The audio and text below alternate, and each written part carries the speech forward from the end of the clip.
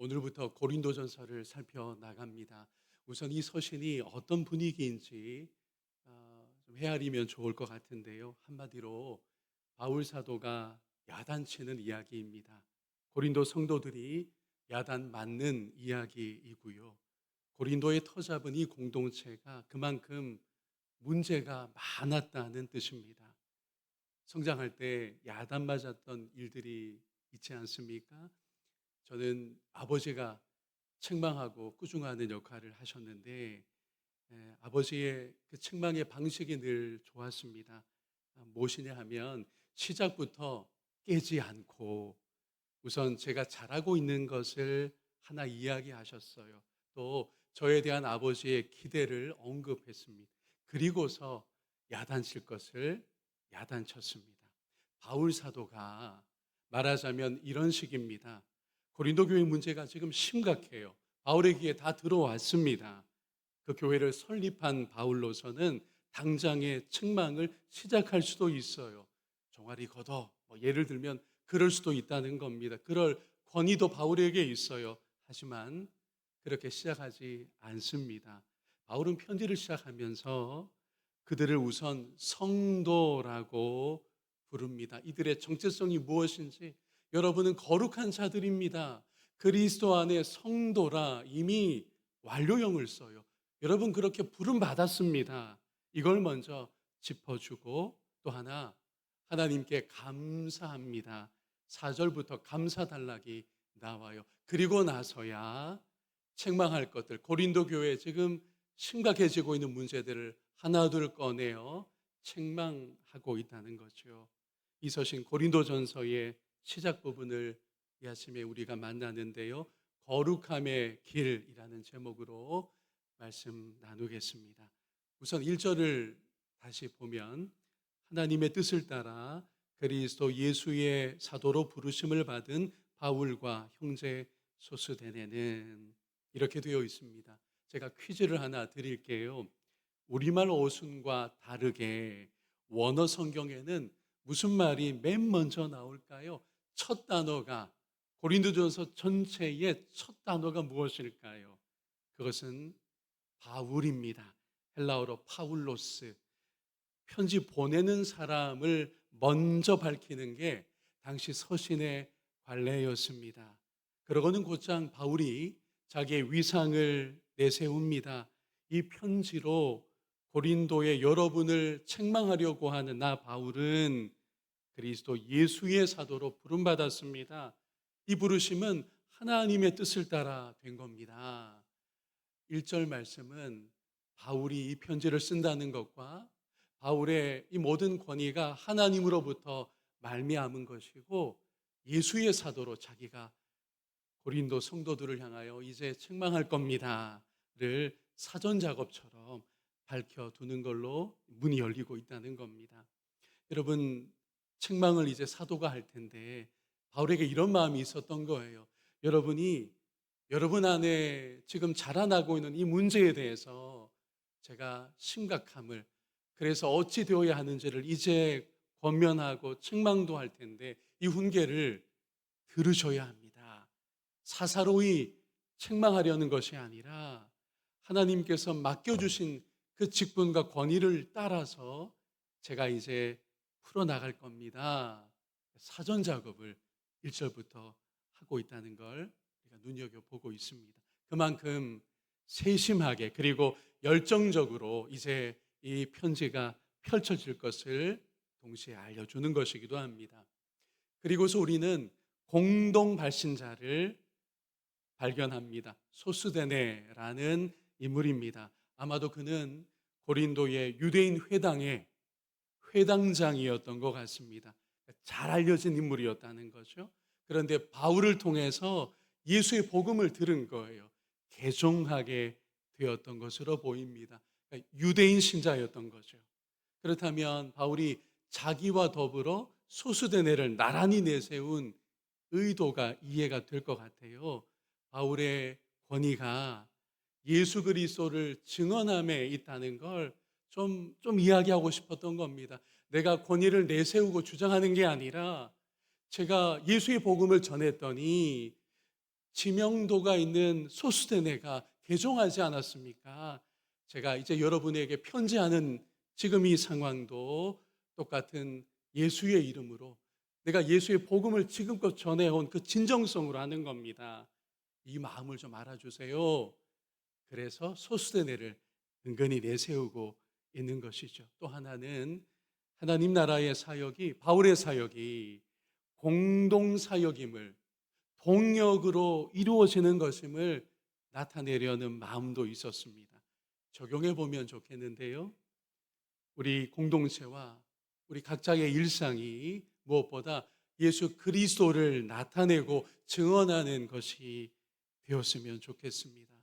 이 일들은요, 홀로 해나가는 게 아니어서 공동사역으로, 동력으로서 진행되는 것이 교회의 또 하나님 나라의 아름다운 방식인데, 우리 가운데서 이 동력이 더 개발되고 실행될 수 있기를 소망합니다.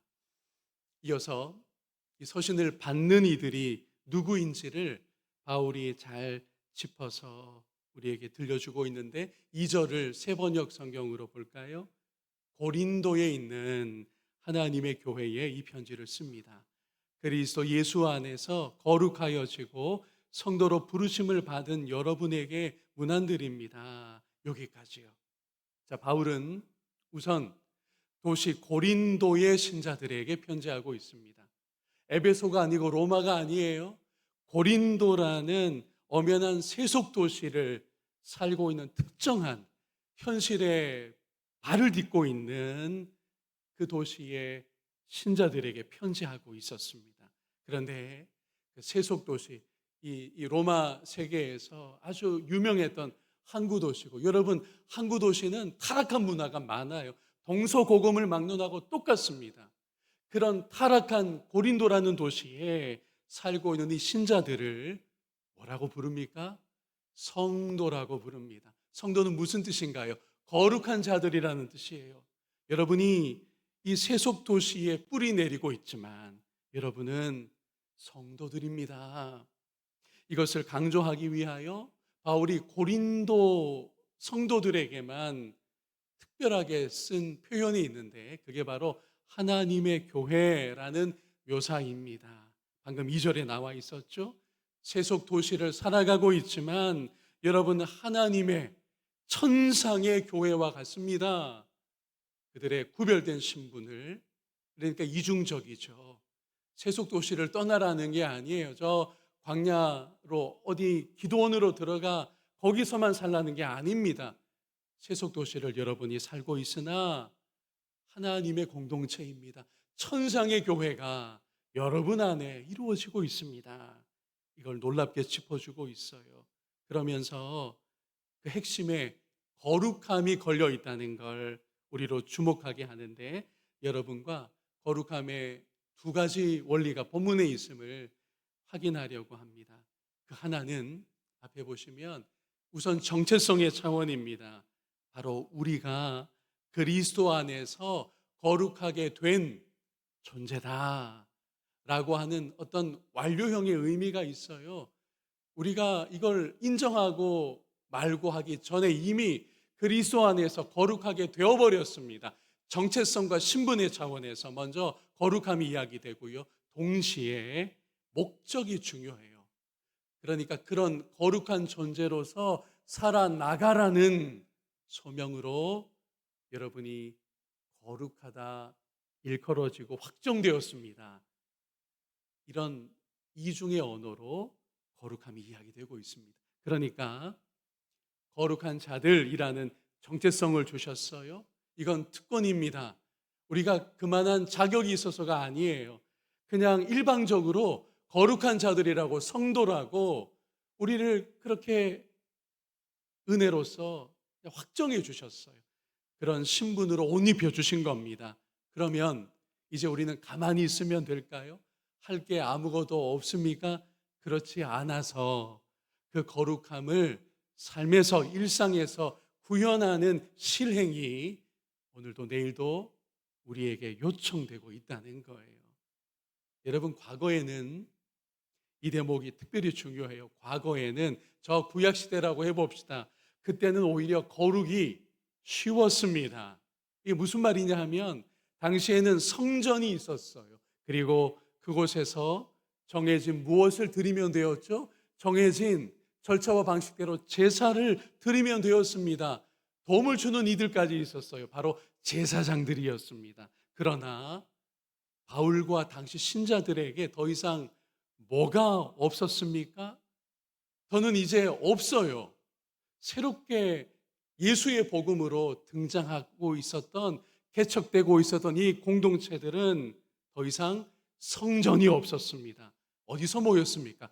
가정집에서 모였어요. 또 하나, 구약과 같은 제사가 없었습니다. 제사 드릴 이유 자체가 사라졌으니까요. 왜요? 예수님이 자기 몸으로 단번에 영원한 제사를 드렸기에 그런 거예요. 히브리서가 이걸 우리에게 가르쳐 주고 있지 않습니까? 자, 그러면 거룩함 자체는 포기된 바가 없어요.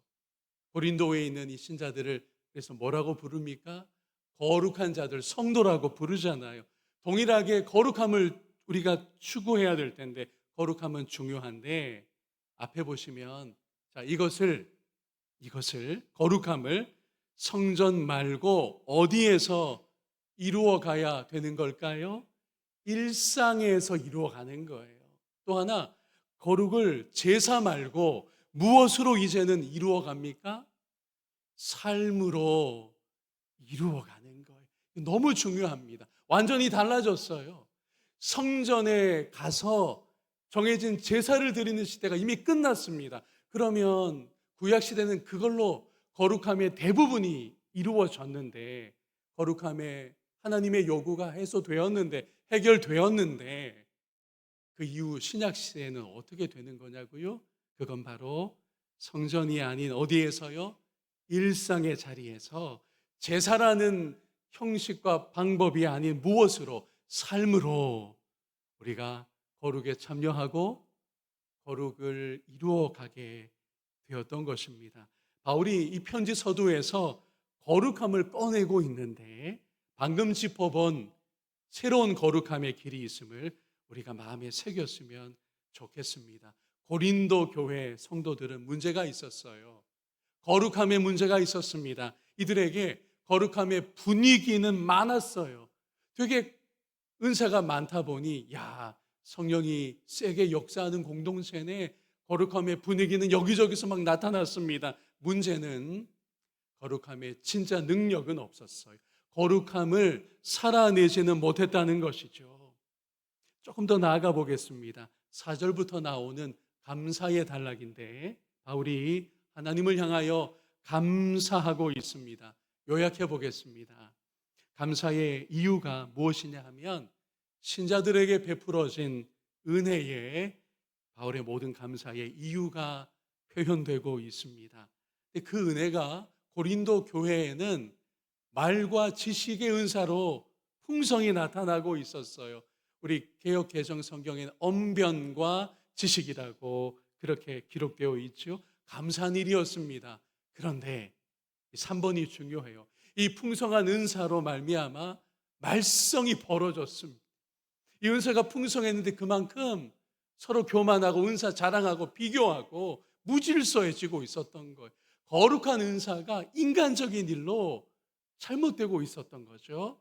그래서 바울이 꺼내는 이야기가 뭐냐 하면 여러분, 예수님과의 교제가 있어야 합니다. 여러분에게 지금 결여된 게 있는데 예수님과의 사귐이 바로 그것입니다. 이걸 바울이 강조하고 있습니다. 여러분, 예수님과 사귀면, 교제하면 어떤 일이 생길까요? 이게 우선 바울이 끄집어낸 처방인데 고린도 성도들에게요. 예수님과 교제하면 무슨 일이 생길까요? 저를 한번 따라해 주시면 좋겠어요. 예수님을 닮게 됩니다. 부부도 30년, 40년 같이 살면 이런 표현 쓰잖아요. 닮는다고요. 하물며 예수님과 사귀면, 예수님과 교제하면 예수님을 닮게 되어 있어요. 바로 이것이 고린도 신자들에게 지금 너무도 필요한 일이었습니다. 은사는 나타나는데 은혜가 부어져서 뭐가 안 되고 있느냐 하면 예수님과 교제하고 있지 않다는 거예요. 여러분이 예수님과 사귀고 있지 않군요. 그러니 은사를 가지고 교회가 왜 이렇게 어려워지고 시끄러워진 겁니까? 이게 바울의 정확한 통찰이었습니다. 우리가 또 하나 예수님을 계속 사귀어서 닮아가면 마지막 날에 어떻게 될 것 같아요? 예수님 재림하실 때 우리가 예수님과 계속 교제하고 있었다면 어떤 모습으로 나타나게 될까요? 저를 한 번 더 따라해 주시면 감사하겠습니다. 흠이 없는 자들. 여러분, 예수님이 재림하셔서 마지막 날 그리스도의 날이 되었을 때 우리가 흠이 없는 자들로 하나님 앞에 서게 된다는 거예요. 그 마지막 날을 그리스도의 날이라 부르며 주님과의 교제가 그래서 그날까지 있어야 합니다라고 본문 8절과 9절이 오늘 가장 중요하게 주어져 있는데 이 두 구절을 다시 읽어보겠습니다. 주께서 너희를 우리 주 예수 그리스도의 날에 책망할 것이 없는 자로 끝까지 견고하게 하시리라. 너희를 불러 그의 아들 예수 그리스도 우리 주와 더불어, 여기 중요해요, 교제하게 하시는 하나님은 미쁘시도다. 아멘. 그리스도의 날에 우리가 흠이 없는 자로, 책망받을 게 없는 자로 나타나기를 바울 사도가 열망하고 있어요. 근데 지금 그것과는 좀 거리가 있습니다. 책망받을 모습들이 이미 바울의 귀에 들어왔거든요. 바울의 해결은 뭐라고요? 바울이 제시하는 처방전은 뭐라고요? 예수 그리스도와의 교제입니다. 그분과의 사귐입니다. 그리스도와 계속 사귀면 그리스도의 날에, 그분이 재림하시는 그 날에 저와 여러분도 책망할 것이 없는, 흠이 없는 자들로 나타나게 될 줄로 믿습니다. 설교를 정리합니다. 바울 사도가 이 중요한 편지 고린도서를 기록하면서 우선 꺼낸 화두는 거룩함이었어요. 여러분은 성도들, 곧 거룩한 자들입니다 라고 이들을 인정하고 이들의 정체성을 짚어주며 이 편지가 시작하잖아요. 고린도 교회가 뜻밖에도 그 거룩함을 상실하고 있었는데 그 해결책은 다름 아니라 예수 그리스도와 무엇하는 것에 달려 있다고요? 교제하는 것, 예수님과 사귀는 것. 오늘 딱 한 가지입니다. 거룩함의 길은 예수님과 사귀는 데 있습니다. 거룩함의 길은 예수님과 교제하면 자연스럽게 열매로 나타날 수밖에 없다는 거죠. 그렇게 계속 살아가다 보면 마지막 날 그리스도의 날에 우리가 책망받을 게 없는 자들로 하나님 앞에 기쁜 얼굴로 나서게 될 줄로 믿습니다. 이런 은혜로운 거룩함의 길이 성령님의 도움으로 날마다 한 걸음씩 이루어지는 저와 여러분, 우리 공동체가 되기를 축복합니다.